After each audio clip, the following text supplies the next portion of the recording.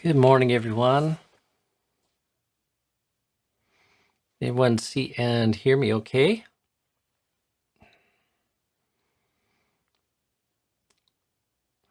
My software seems to have a mind of its own today. So, okay, 2 thumbs up from Adil. Thanks, Adil. That's good. How's everyone this morning?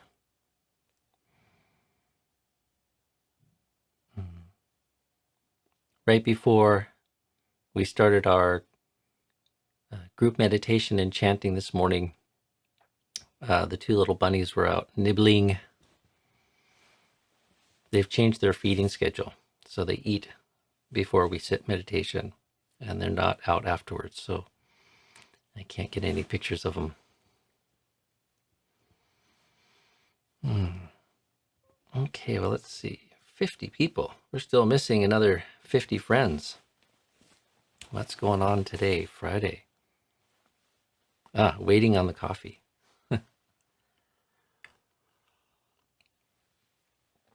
We'll give a little bit of news, and then today I want to take a look at a sutta.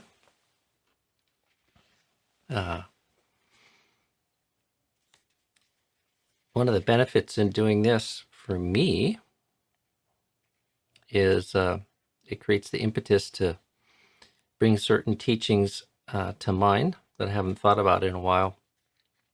And yesterday's discussion stimulated something, in particular responding to a question that Adil had posted. And there's a few elements of my answer I was a little unclear about how well I was remembering them, so I went to look them up, and I thought I'd share the teaching that I referenced yesterday with everyone here today. It's a very interesting and important sutta, actually. Memorable. But while we're waiting for everyone to get their coffee and check in, a little bit of news.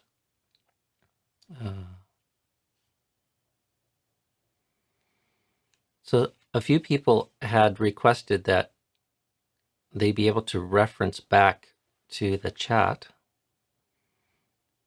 and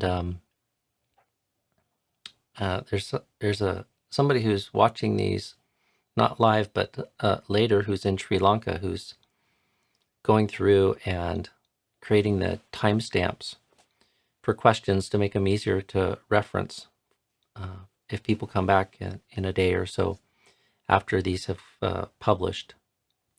So for his sake, I'm leaving up the raw live version for a little while longer, and I guess the side benefit is people can go back and look at references that are there in the chat stream. So the chat replay is working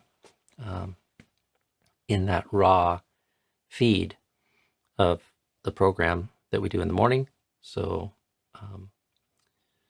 so that's a benefit, but also it's not as ephemeral. So I encourage consideration what you put in the chat window, and everybody's been very well behaved. So good speech is what's required for this to be meaningful, and with too much misbehavior, we'll just have to police it or shut it down. So anyways, once those are completed, I usually trim the front bit and the back, and then there's some timestamps so that people can go back and reference a particular question. So, and as I have time and get a little more skilled in this, I might break out some of the more memorable bits, like, if we go over sutta or something, or people send me some feedback. I have gotten a little bit from people. Someone yesterday wrote me and said, "Oh, I liked what you said about bullying." So things like that I might break out into little clips that might stay on the site a little bit longer for people to reference. So let's see.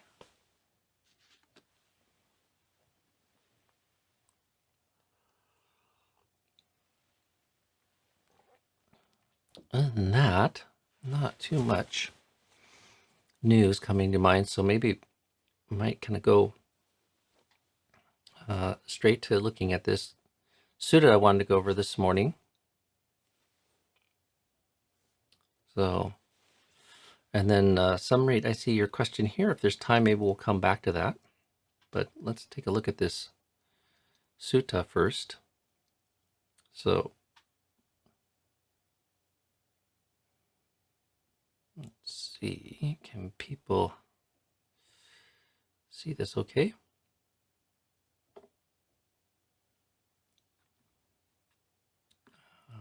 So this is sutta translated by Bhikkhu Sujato, available on Sutta Central. And I was trying to remember yesterday this sutta in reference to a question that Adil brought up, asking if Buddhism is antinatalist, meaning against birth, like in a philosophical way or a doctrinal way. And we had a little discussion yesterday about how one might think that, sort of reading it, but there's various things in the suttas where the Buddha challenges people that claim that he has a nihilist view of the world. He doesn't speak directly to the philosophy of antinatalism that I know, but I don't believe the Buddha's antinatalist. There's no place where he was, certainly there was no place where he was going around claiming that it was immoral, which I believe is one of the arguments of the antinatalists, that it's immoral to bring beings into the world knowing how much suffering one is liable to in a human life. So, and that brought up this sutta here, which again, I kind of misremembered it, not horribly, but enough so that I want to correct the record and also share this with you. So now to stimulate your memory so that you might be able to come back and look at this on your own, a little Pali lesson here. This is, Sujato has named this with Dīghanakha. And some of you might be familiar with the core of the Sutta Pitaka, and there is the Dīghanakha, which is the long teachings or long suttas, the Majjhima Nikaya, which is the middle length suttas. So Dīgha means long, and Nakha, some of you already know this word. Nakha means fingernail. So in our sutta, in our retreat with Ajahn Sona, he was talking about the contemplation of the body, and he talked about the 5 elements: hair of the head, hair of the body, nails, teeth, nails, skin, teeth. I believe that's the order. Nakha is nail. So long nail. So this is about a guy named Long Nail. And he was a wanderer. He wasn't a Brahmin. I wasn't sure yesterday, but he was a wanderer. So, one kind of wonders, was he like a long-haired ascetic and didn't cut his hair, didn't cut his nails? Certainly these were common kind of practices amongst certain types of ascetics. But for memory purpose, let's just imagine this Indian sadhu who doesn't look after his body. He doesn't believe in cutting his hair, doesn't believe in cutting his nails. And you can get a nice image in your mind of Dīghanakha. So I've heard, at one time the Buddha was staying near Rajagaha on the Vulture's Peak mountain in the Boar's Cave. Then the wanderer, Dīghanakha, went up to the Buddha and exchanged greetings with him. When the greetings and polite conversation were over, he stood to one side and said to the Buddha, "Master Gotama, this is my doctrine and view. I believe in nothing. This view of yours, Agivesana, do you believe in that?" "If I believed in this view, Master Gotama, it wouldn't make any difference." "It wouldn't make any difference." "Well, Agivesana, there are many more in the world who say it wouldn't make any difference. It wouldn't make any difference. But they don't give up that view, and they grasp another view. And there are a scant few in the world who say it wouldn't make any difference. It wouldn't make any difference. And they give up that view by not grasping another view.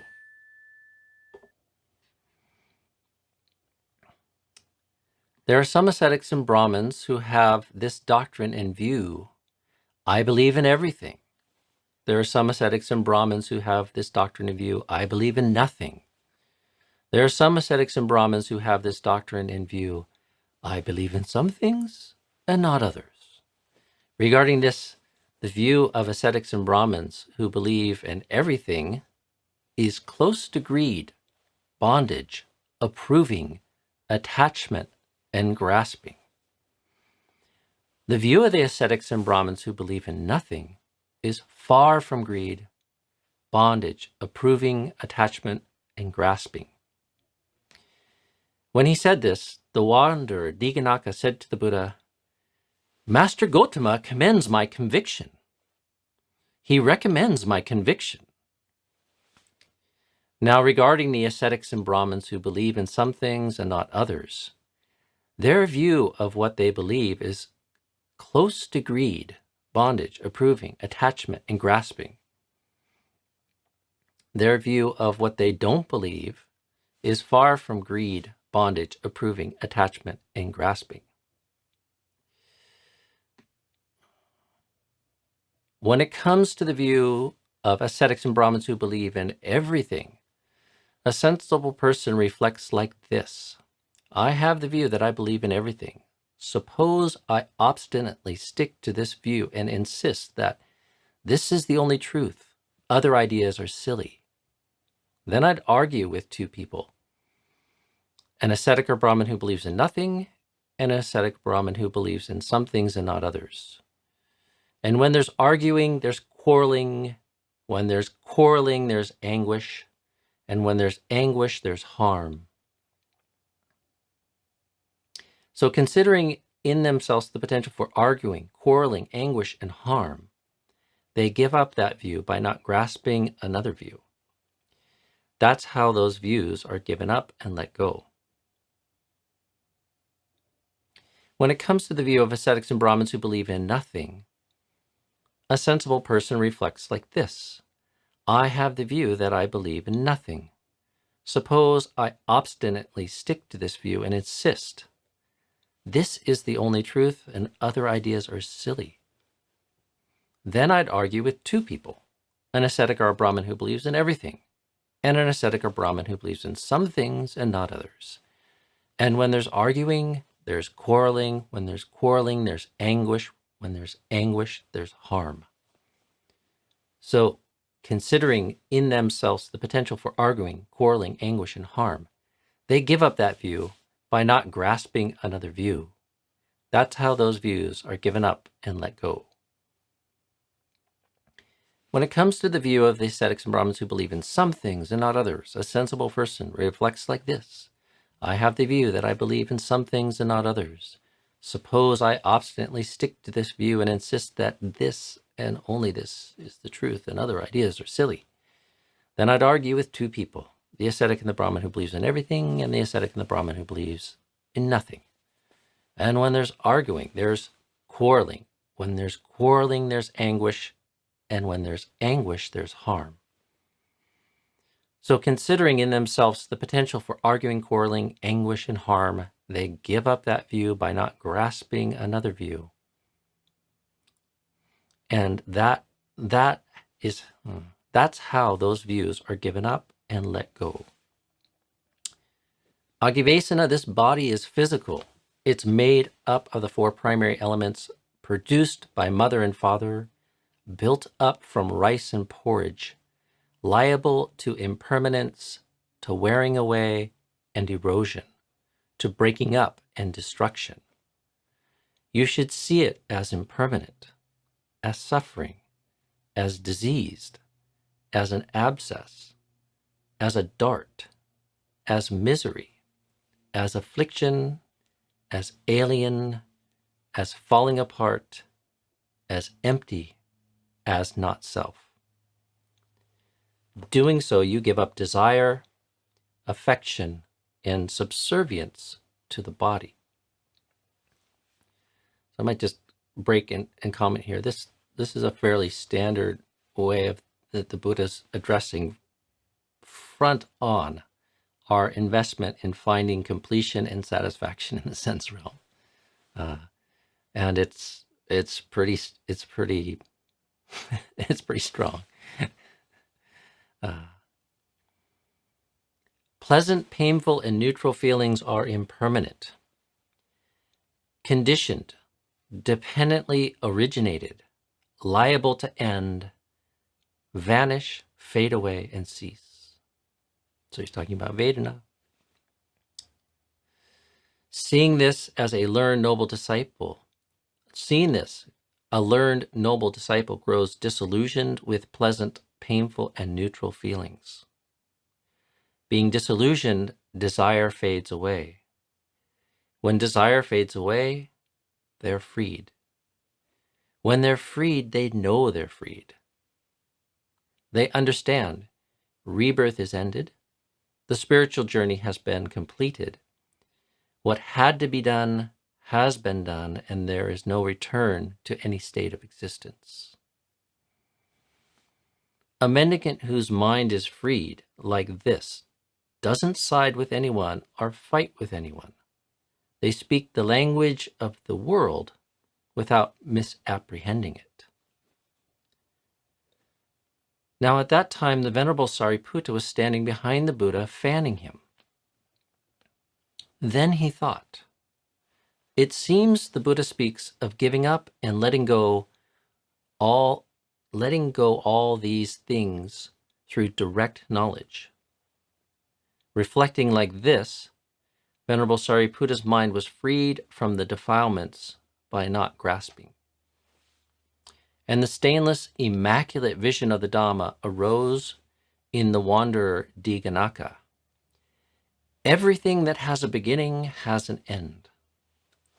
Then Dīghanakha saw, attained, understood, and fathomed the Dhamma. He went beyond doubt, got rid of indecision, and became self-assured and independent of others regarding the teacher's instructions. And he said to the Buddha, "Excellent, Master Gotama, excellent," as if he were righting the overturned, or revealing the hidden, or pointing out the path to the lost, or lighting a lamp in the dark so that people with good eyes could see what was there. Master Gotama has made the teaching clear in many ways, and I go for refuge to Master Gotama, to the teaching, and to the mendicant Sangha. From this day forth, may Master Gotama remember me as a lay follower who has gone for refuge for life.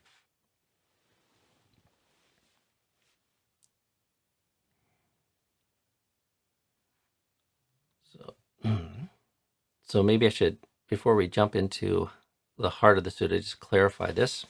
This is one of the things that makes this memorable. Here's the account, or an account, of the enlightenment of Venerable Sariputta, one of the chief disciples of the Buddha. So Sariputta, I believe at the time, was probably a Sotapanna.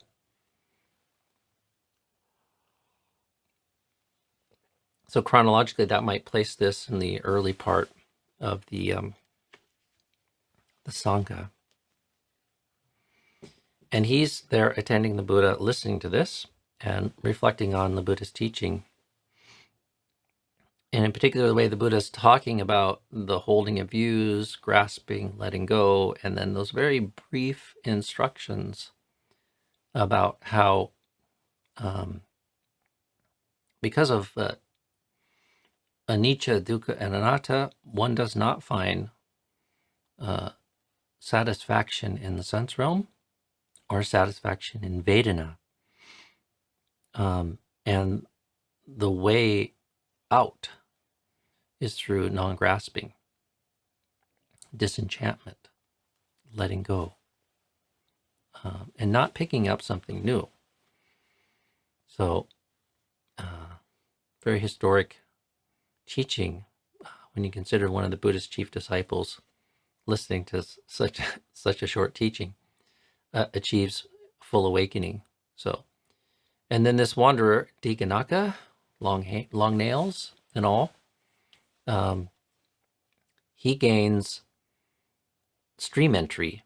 So this language here, if people are not familiar with it, is a clear reference to the first stage of enlightenment.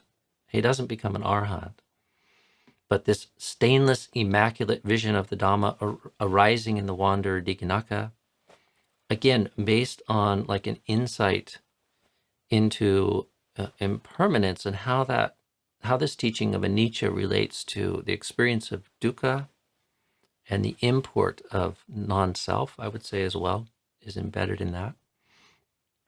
Because what the Buddha is pointing to when he talks about not self is how we create these delusions of self, these misguided notions of self based on unexamined ideas of permanence. Because it does seem like I've existed and I will continue to exist, and there's like this thing that's me, and that's such a strong feature of consciousness. But the stainless immaculate vision of the Dhamma arises based on his insight into impermanence, or anicca. And these features here, like he saw, he attained, he understood, and he fathomed the Dhamma. He goes beyond doubt, which is one of the first three fetters. He's rid of indecision, and he becomes self-assured and independent of others regarding the teacher's instructions. So that's a feature of attaining one of these stages of enlightenment. He's independent because he's had this transformation, this direct realization of Dhamma. And in particular, it's described in other places as like having the taste of Nibbana or a glimpse of Nibbana, kind of like going into a tunnel and seeing imagine one's going through a mountain tunnel that curves and curves and curves. Like you've been told that there's light at the end of the tunnel and that this comes out on the other side of the mountain, but until you get a glimpse of it, you don't really know for oneself. You're just relying on faith from the instructions you've got from somebody else. And that could cause one to doubt or to be indecisive. But when one, say, comes around at a certain turn, maybe you're not out of the tunnel yet, but the tunnel is aligned in such a way that you can see the light at the other side. You know, okay, yes, this does emerge there. You've had a direct experience of it. It goes from being mere faith and just following some instructions to something that you've seen clearly for yourself, you know for yourself, but you're not yet finished. So he's not completely enlightened in this sutta here. So let me just scroll back up here and make a few comments. I cannot see the chat right now because of the way this is all arranged today. So I'll make a few more comments and then see if I can pop out of here and see if there's any follow-up questions or something.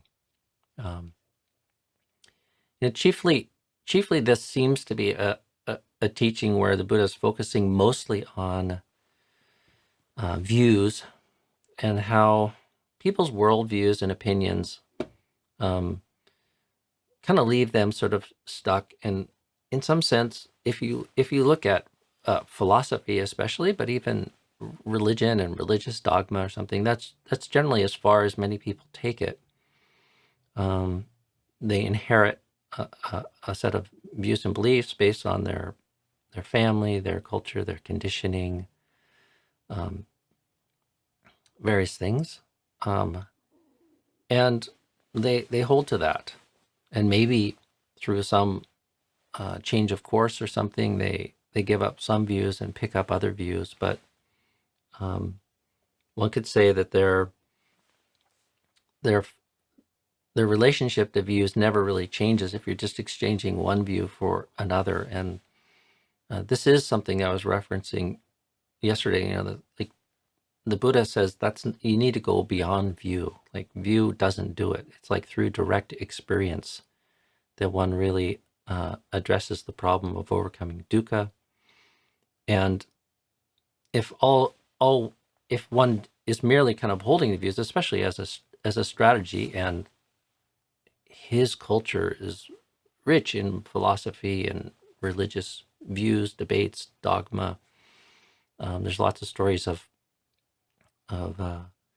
wanderers and religious people of all kinds of sects and practices wandering around debating each other, and indeed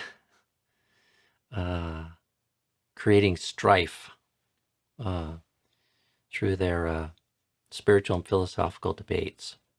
And one would say that they've lost the kind of deeper kind of potential of not just merely having a view, but turning inwards and really engaging in a practice that transforms one's relationship to the experience of dukkha.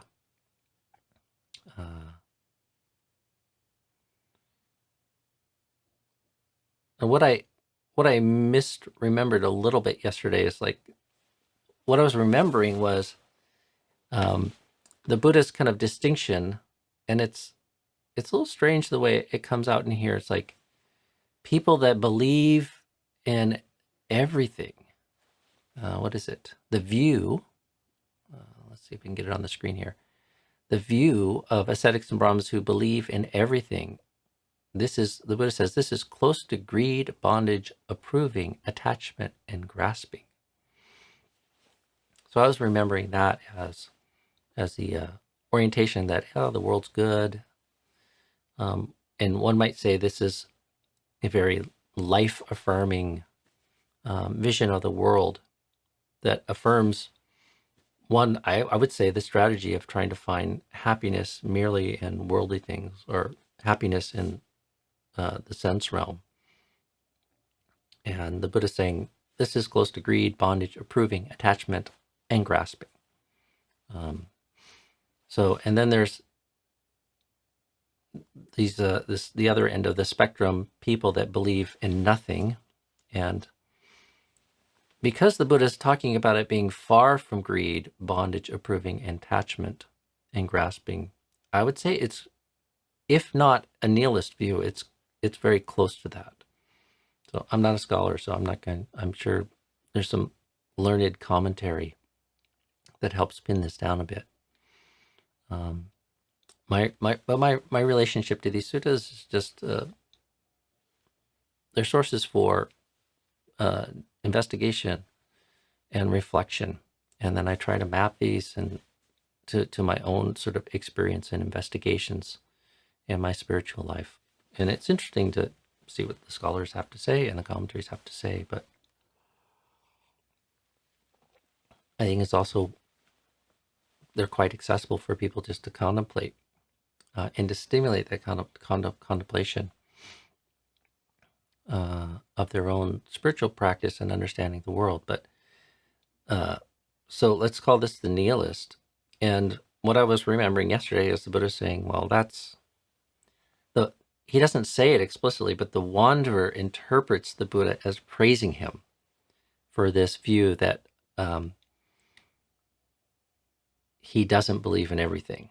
So my interpretation there is like he's got a view that is like that of the nihilist, And he's a wanderer. So, and I think the signs are that he's an ascetic wanderer. So he's given up the comforts of a normal life. A family, a house, the security of that. And he's a pabbaja, he's a homeless wanderer. Because there's some insight into that alone is not a successful strategy for overcoming the dissatisfaction and the dukkha of a human life. And so he's taken up some sort of ascetic lifestyle or religious lifestyle. And then the chief feature in here, Buddha's talking about these different views. He adds some that believe a mix or something in between those two extremes. But the real import here is if one is overly invested in views and opinions, especially tightly held, energetically held, philosophical or religious kind of dogmas, one sets oneself up to anguish, to arguing, to quarreling. And it's interesting, he ends that sort of phrase like, what is it? When there's quarreling, there's anguish. When there's anguish, there's harm. So considering in themselves the potential for arguing, anguish, and harm, they give up this view, and by not grasping another view, they let go. So it's not merely by finding the right view or another view. And right view in Buddhism isn't just grasping what the Buddha said. Right view in Buddhism starts maybe with faith and taking something on faith, a hypothesis that the Buddha's pointing out to, but then actually developing the path and developing one's spiritual life to go beyond that, so that one gets to the place where they're not merely just holding views or grasping at views as satisfactory. There's one other thing in here.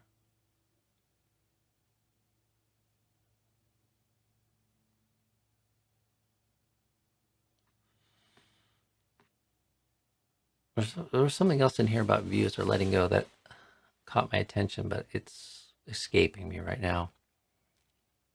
And then I pointed out when I was reading it, the Buddha's kind of pointing to the sense realm and the limitations of that, and then also the limitations of feelings, pleasant, painful, and neutral.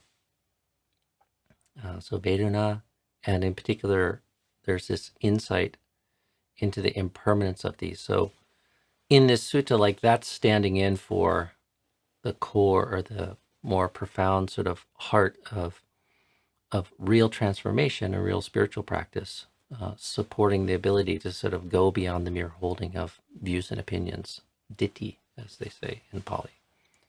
So, all right, so let me return to the chat and see if I can pull that up. I feel bereft without my chat window. I don't know what you all are saying.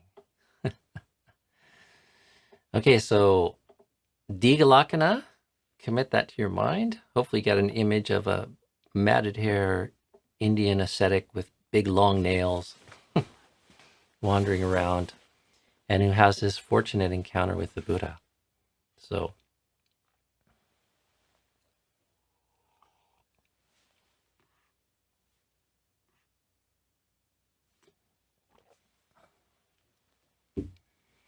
okay, well, I see we're already on 8:30 here, so maybe we'll just have to leave the questions for another day.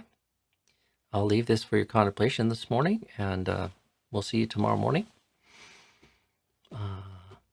for morning coffee. Hope everyone has a good day. Bye for now.